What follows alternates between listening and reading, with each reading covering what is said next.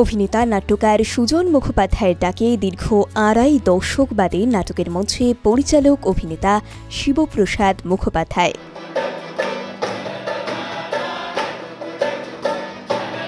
চলতি বছর বাদল সরকারের জন্মশতবর্ষ উপলক্ষে ২০ থেকে ২৩ নভেম্বর চলবে চেতনা নাট্য উৎসব।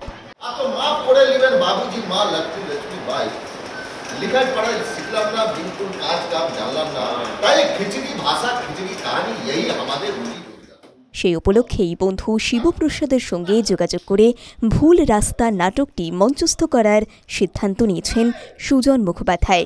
মহড়া চলছে জোর কদমে।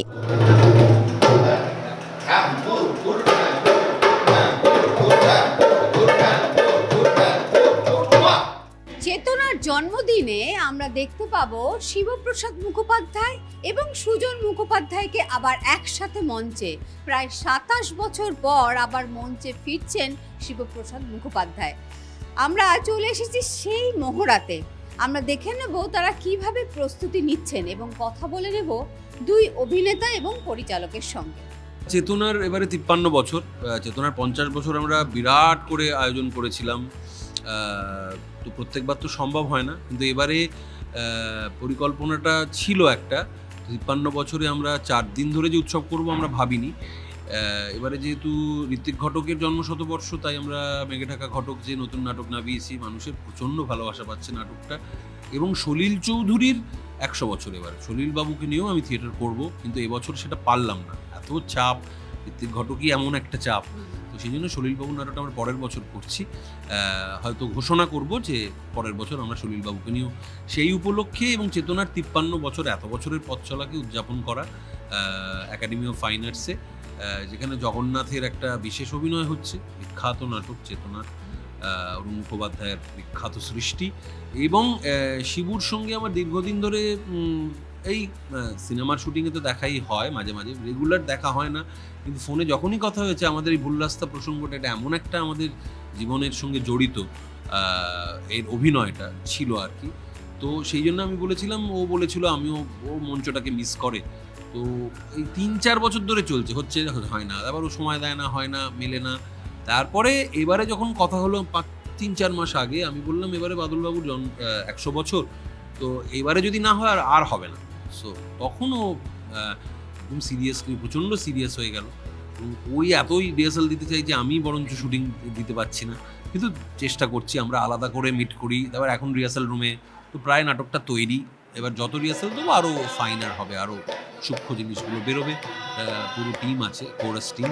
তো ভুল রাস্তা আবার এত বছর বাদে হচ্ছে, এবং শিবুর মঞ্চে আসাটা খুব থিয়েটারের পক্ষে, এবং যারা শিবুর অভিনয় মঞ্চে দেখেনি, বেশিরভাগ মানুষই দেখেনি, নতুন প্রজন্ম, পুরনো প্রজন্মরেও অনেকেও দেখেনি, খুবই মঞ্চে কম অভিনয় করেছে। যাদবপুরে আমার সাথে কিছু করেছে, কিছু আমন্ত্রিত অভিনয় করেছে, বা নন্দন চত্বরে আমরা যখন ভুল রাস্তা অভিনয় করেছিলাম, মারির সংবাদের ২৫ বছর উপলক্ষে বিশেষ অভিনয় করেছিলাম, সেখানে হয়তো অনেক লোক, আমরা মনে আছে, আমরা নাটকের শেষে আমরা পয়সা চাইতে পেরি। নাটকটা এমনভাবে লেখা যে দুজন রোজগার করার জন্য একটা গল্প বলতে এসছে, তো গল্পটা শুনে আপনাদের ভালো লাগলে কিছু দেবেন আমাদের। সেদিন মুড়ি বাদাম যা খুশি দিতে পারেন, কিন্তু দেবেন কিছু, এই ঝোলা, এটা হচ্ছে ঝোলা। তো আমরা মনে আছে নন্দনটা তো ওপেন টু ছিল, কোনো টিকিট ছিল না। আমরা সেই সময় 1998, হ্যাঁ, মারির সংবাদ ৭৩-এ, ৯৮-তে ২৫ বছর, 98-এ আমরা ৫,০০০ টাকা তুলেছিলাম। নন্দন প্যাকড হয়ে গেছিল, মনে আছে, লোকের কাছে কেউ ১০ টাকা, কেউ ২০ টাকা, কেউ ৫০ টাকা। মানে এই ঘটনাটা বললাম, খুব আমাদের খুব আনন্দ হয়েছিল আর ওই টাকাটা তুলে। মানে আজ থেকে প্রায় ধরো ২৭ বছর আগে ৫,০০০ টাকা, মানে সেটাকে এখন তুমি ৫০,০০০ও বলতে পারো। তো আমরা সেদিনও একাডেমিতে নামবো, যদিও মানুষ বেশ ভালো টিকিট কেটে আসছে, কিন্তু এটা একটা, মানে বাদলবাবু যেহেতু ওইভাবে লিখেছেন, তাই আমরা ঝোলা নিয়ে যাব, যে যা দেবে, লজেন্স দিলেও আমরা নেবো আর কি। তো খুবই ভালো লাগছে। এবং শিবু মঞ্চে অত্যন্ত, মানে সিনেমাতে তো বটেই, মানুষ দেখেছে, তো মঞ্চেও সমান শক্তিশালী, বেশি শক্তিশালী বলবো। শিবু যেভাবে ডেডিকেটেডলি আগেও করেছে, এবারেও যেভাবে করছে, যাতে মানুষ যারা এত এক্সপেকটেশন নিয়ে আসছে, টিকিট কেটে দেখতে আসছে, তারা কোনো অংশে যাতে তাদের মনে না হয় যে আমরা একদম 200% দেওয়ার চেষ্টা করছি, যাতে তাদের সম্পূর্ণ ভালো লাগতে পারে এবং আমাদের সেরাটা আমরা দিতে পারি। মঞ্চে অভিনয়ের সেটাই মজা, সেই দিনটার জন্য তোমায় বজায় থাকতে হবে, মানে সেই দিনকে 0 রানে আউট হলে চলবে না, রান করতে হবে। তো শিবু অত্যন্ত শক্তিশালী অভিনেতা, এমনি তো অসাধারণ অভিনেতাও, কিন্তু মঞ্চে যে এত ভালো অভিনেতা সেটা সেদিনকে লোকে টের পাবে। और क्या अच्छा रे ये है खीर अरे हीरा मोती सोना चांदी रेशम पशम की घर जोड़ी लूची पुलाव करवाता और क्या अच्छा है ये है खीर अरे मंत्री कोतवाल पत्थर मिस्टर से बाकी शांति नौकर चाकर दासिक बांधी जय हो राजा খুব ভালো। আবার মানে পড়াশুনো করতে এসেছি, মাস্টারমশাই আবার পড়াচ্ছেন, স্কুলে এসেছি। এটা তো স্কুল, এটা তো শেখার জায়গা, যেখান থেকে আবার নতুন করে আবার ঝালিয়ে নিতে পারবো। আর আমার মনে হয় প্রত্যেকের কাছ থেকে আমি শিখছি। আমি যারা আমার পুরো টিম মেম্বার যারা আছেন চেতনা, তাদের কেননা তারা রেগুলার থিয়েটার করেন, আমি রেগুলার নাটক করি না, থিয়েটার করি না, কাজে এদের প্রত্যেকের কাছে প্রত্যেক মুহূর্তেই আমি শিখছি।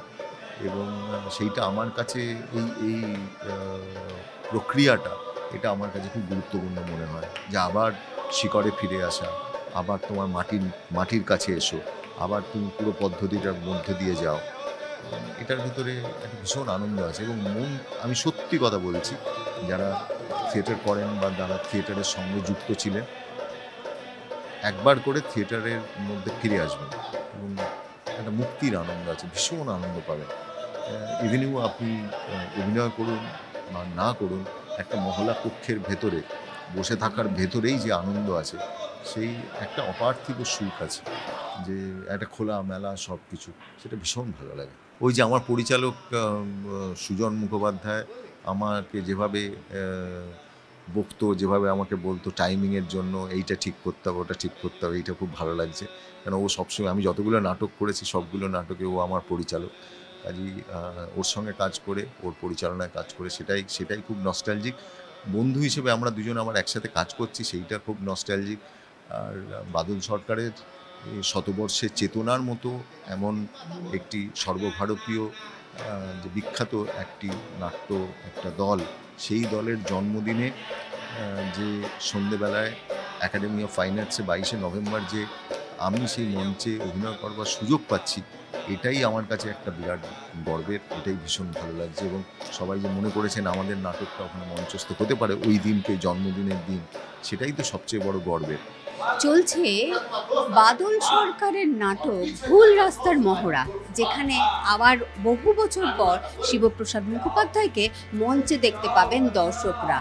আমরা জানি এই বছরটা নাট্যকাল বাদল সরকারের জন্মশতবর্ষ এবং তাকে ট্রিবিউট করেই এই উপস্থাপনা।